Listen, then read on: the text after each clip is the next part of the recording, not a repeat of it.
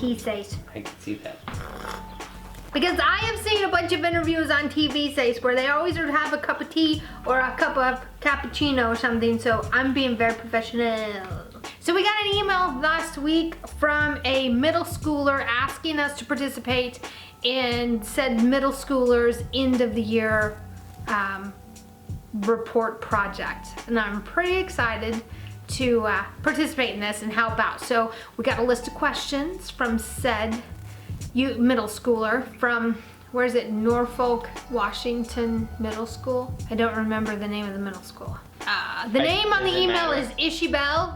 So I don't know if that's the person's real name, if I'm even saying it right. If I'm not, I'm really sorry, but here you go, darling. Here is your interview.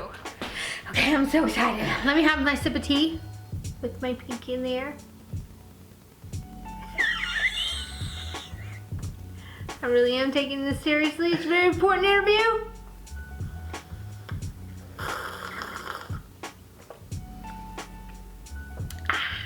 How's that tea? It's really good, actually. Okay, first question. Tell us where you was yourself born into this world. Fairbanks, Alaska, in an Army hospital. My dad was an airborne ranger. He was stationed there. He met his wife at the state fair at a family reunion. She was leaning against the Ferris wheel, making it tilt. Says. She doesn't want to know the story about how I came to be. Oh, she wants to just know where I came to be, he or she. Tell us about your childhood and how you grew up to love drawing nudes. Says, I don't love drawing nudes. Oh, I'm sorry. I get a little mixed up on what exactly it is you do. Because one day it's, I paint fish. The next day it's, hey, look at this, I painted a chair. I never know what to expect. Experimental, Says. Okay? Mental, yes. Experimental, questionable. Tell us about your childhood. Tell us about my childhood. Do you want to know the truth, or do you want me to sugarcoat it? Yes. In the realm of art. I grew up in a very, very small rural community surrounded by pig farms and cornfields. I was not happy living where I lived. I just wanted to see other things. I couldn't imagine spending my entire life just doing the same thing over and over again and not getting to go see anything. So I realized that I loved color when I received a copy of a National Geographic magazine when I was 7, 8, 9, 10. I don't know how old I was, but I remember seeing it was a copy. It was a volume on the Great Barrier Reef, and I remember flipping through the pages going, holy cow, I cannot believe that color like this exists in the world. My dad bought me a 35mm real film camera. Like, you would take the picture, run the action, and then take another picture, and you had like 25, you could get 25, 26 pictures. You had no idea if you had screwed up all of your shutter speeds and all of your ISO, Chase? Yeah.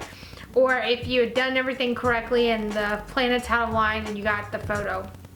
And so then you would have to take the film to the nearest drugstore or film developing place and drop it off and get the film developed, and then you couldn't even get it developed there at the time.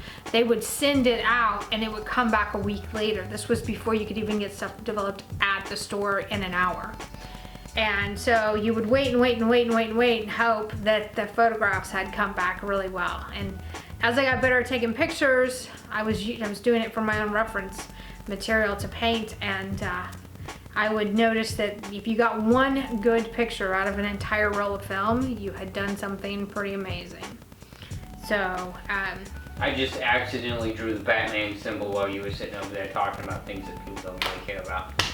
Okay. Tell us about painting and how you got I really started, when I was in middle school, I was able to take art classes that were a little more involved, and Mrs. Stark was my art teacher. And I remember I was in 7th grade, I guess, and I started painting landscapes because I was born in Alaska, and Bob Ross painted the Alaskan terrain, and I couldn't draw to save my life because I had never really practiced the drawing like I do now. And but he didn't draw anything. He just painted with knives and brushes, and it made it look really easy. So I got a camera, I got an art kit, I started painting, and my very first painting was absolute crap because I didn't even know the difference between oil and acrylic paint, and I mixed them both and made a giant mud.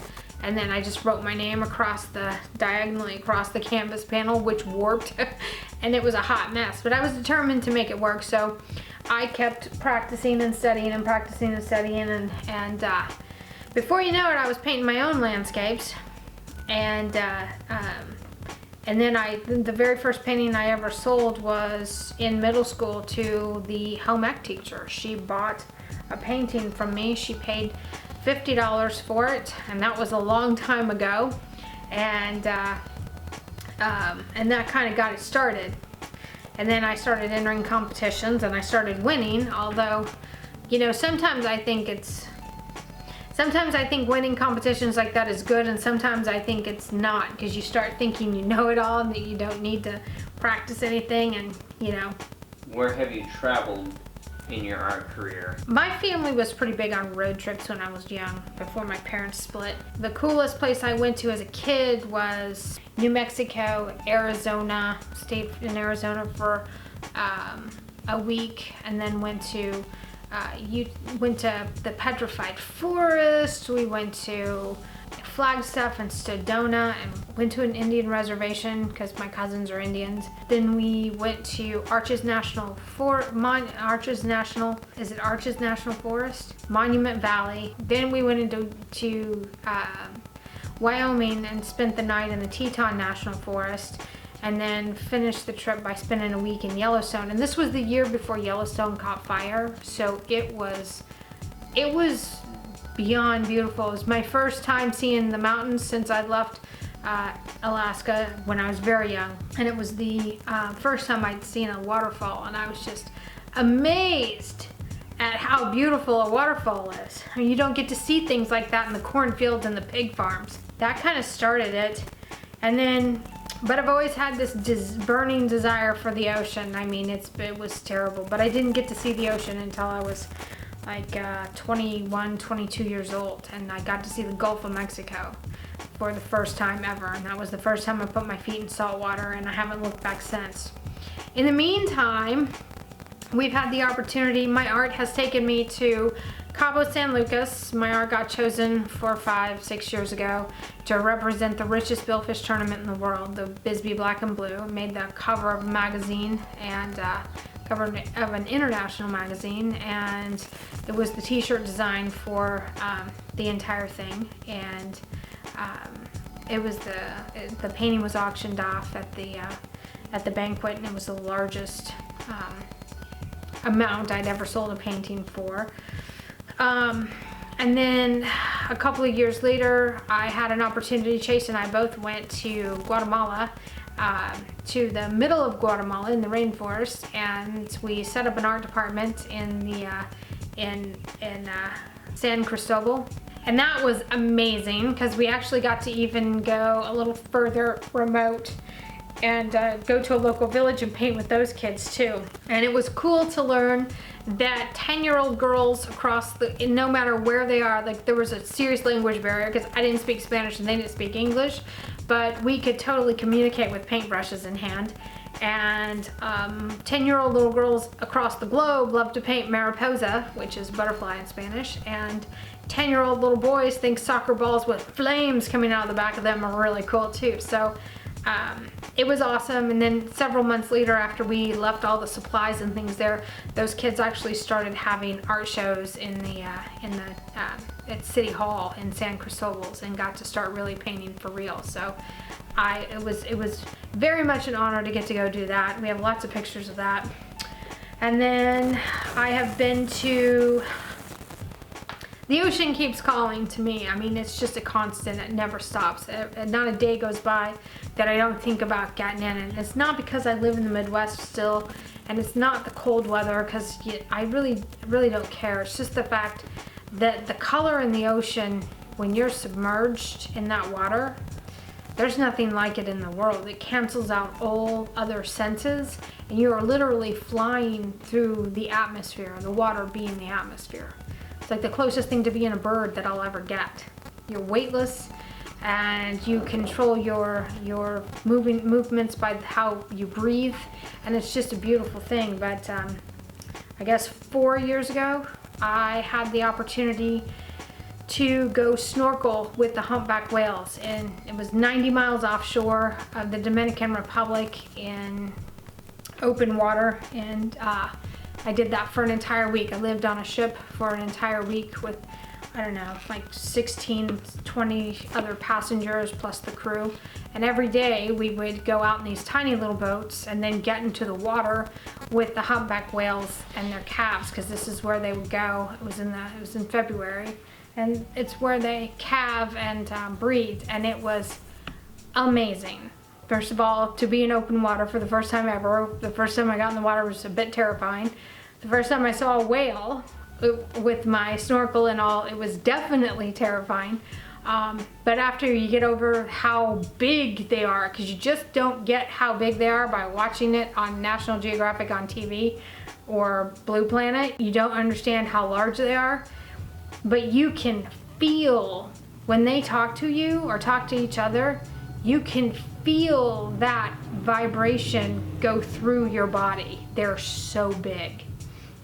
And then the following week, I got my open water certification on the other side of the Dominican Republic, and got to scuba dive for real for the first time ever. And the last time I got to dive was last year in Little Cayman. So I've been to Little Cayman, and we got to go diving and document that trip, and took tons of videos, and Chase got to dive and film really for the first time with good gear and everything else. So it has just been an interesting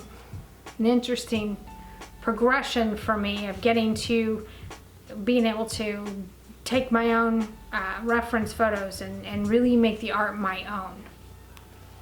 So, did that answer your question, Thais? That was a lot. I've traveled to a lot of places. What's the next question, Thais? The next question is art movements he or she has participated in. So as far as art movements go, I've really always been a photorealist, because as a kid, growing up in a small town with very little art department, surrounded by small-minded people when it comes to art. I naturally gravitated towards photorealism because that was the only references I could get photo-wise. And it was a way to say, okay, so here's the photograph and here's what I drew or painted, so this is how good I've gotten. That was like what I was trying to do. But when I started studying art and color with my mentor, Kate Griffiths, she's one of the top contemporary artists in the world. She shows at the Museum of Contemporary Art in Tokyo, and London Biennale, and the Grand Palais at the Louvre in Paris, and like major international presence. And she has been my mentor and my mother figure for the last 4 years. And she has trained me hardcore on color theory. It started out as color theory, but it's gone so much further. And so after doing that for so many years with her, and it being so regimented and so straight-laced and so confining to me, I needed a break. And I saw a video on paint pouring on YouTube and thought, I can do that. We already had a sizzle reel floating around the Discovery Channel. Our production company had wanted us to do a YouTube channel anyway because they wanted us to draw views. So we thought, okay, that would be, I can't really teach people how to do photorealism because it's so involved that I'm not interested in trying to teach that, but I could play in the paint and do the pours. So that's what we did. And wow, it was me and several other people. So I did not start the movement. I'm not saying that I started the movement. I'm just saying I participated. And so we poured paint for over a year until I burned out on that too. But I did get published in a book for it. So that's the art movement I participated in. And now I look at the pours a lot differently now. I find that a lot of people have joined the club really late in the game. And they're just a plain pour, in my opinion. This is just my opinion. It's just a soulless act. They're just pouring the paint on the canvas, or they're, you know, putting it in a drip pan and putting it on the canvas or whatever. But if you don't know anything about color and you don't understand composition, it's just a soulless piece of art. So I thoroughly enjoyed what I did with the paint pouring, so much so that I wanted to try to figure out how to incorporate that with the photorealism and go from a photorealistic spot on the canvas and fade that out into a paint pour and totally impressionistic painting with a little alla prima in the middle, which is very loose brush strokes. And working while the painting is all wet and trying to get it done in one shot. So that is where we are now. Success and awards. Rio has won several awards for being a loudmouth and, you know, being a little bossy and demanding and having too high of expectations and not planning right, not using her time very well, and doing things very last minute. Those are all things that go along with being an artist and having a creative brain. I've won lots of awards, you guys. I've been published in several magazines. I've had the cover of a magazine. I'm published in a book that I didn't have anything to do with, which is really, really awesome. I had someone in Indonesia a few years back asked me if they could license out a painting for a cover of their book because they liked the painting so much. I have had an opportunity to have a line of prints and represent other artists. That was a real learning process. It didn't go according to plan, but it wasn't a failure. It was a great learning experience, and I would use that knowledge later on my own things.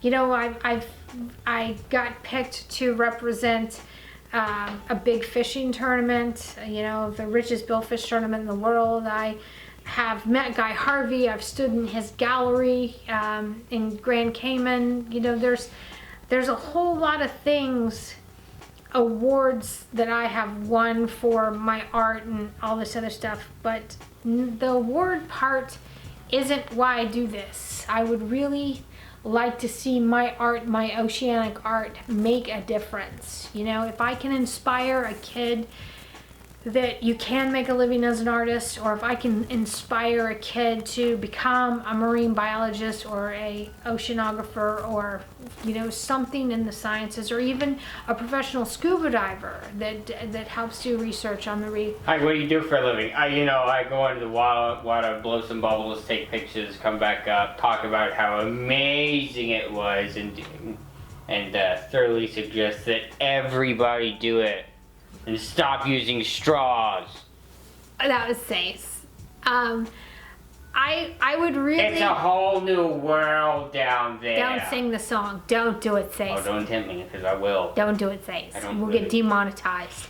So, my next thing really isn't about the awards. It's more about leaving a legacy and having a legacy and having a positive impact on the next generation of conservationists and activists and ocean loving people. That's really... Remember that that painter lady that was like, you know, that rented a helicopter then flew it into the side of an oil rig that was out in the ocean because, you know, she was like, oh, very upset that they were still drilling out there and stuff like that?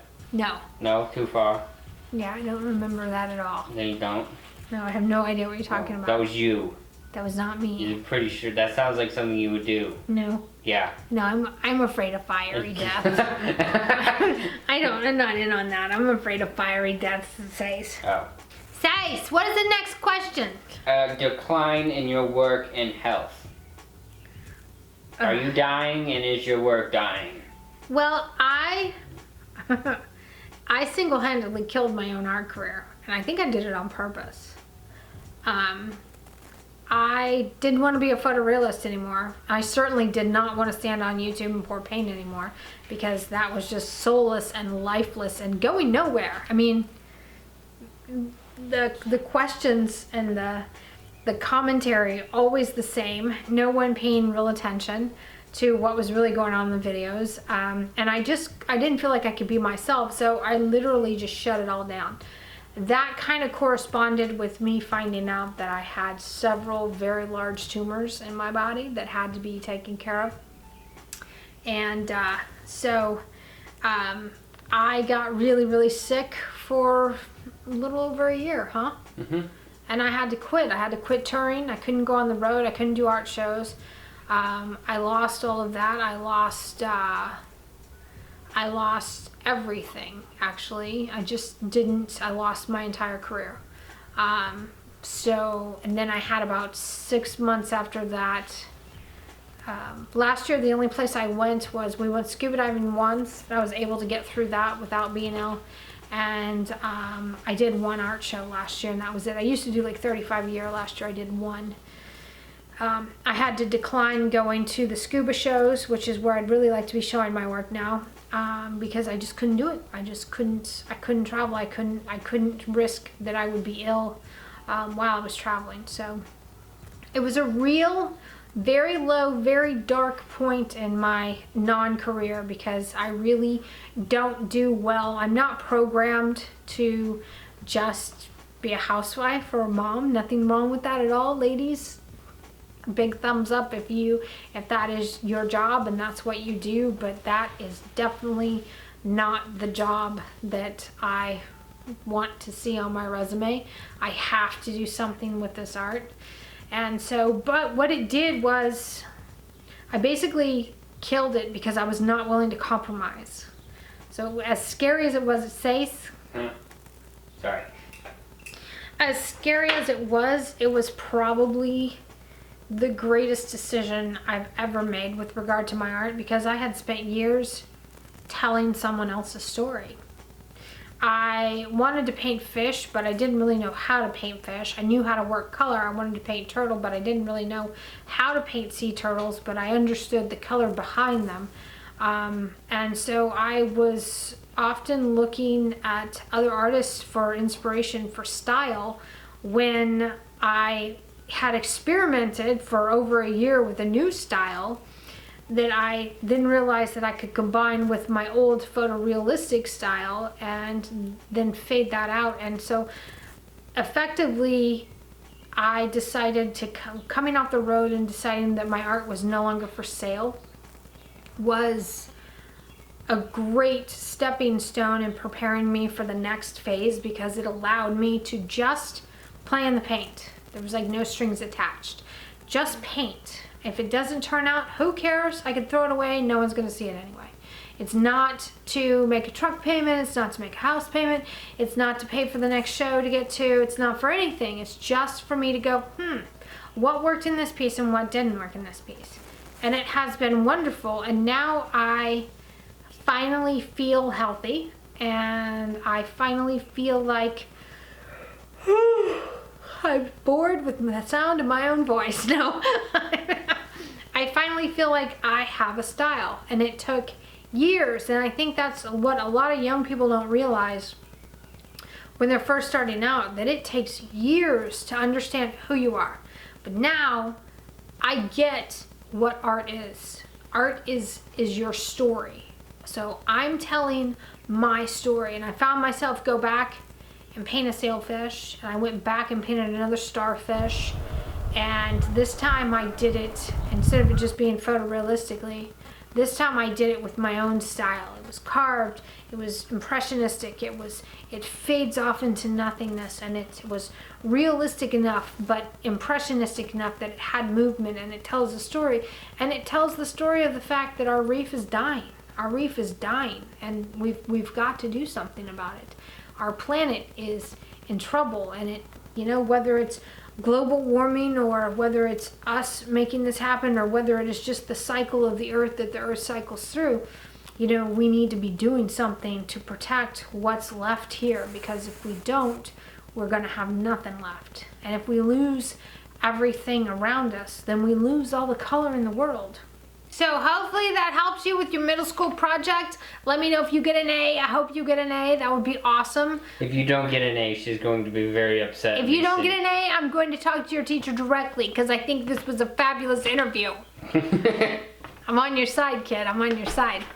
Anyway, so do we have any other questions, Sace? You want to give us a list of resources? I don't have any resources, Sace. I'm fresh out of resources.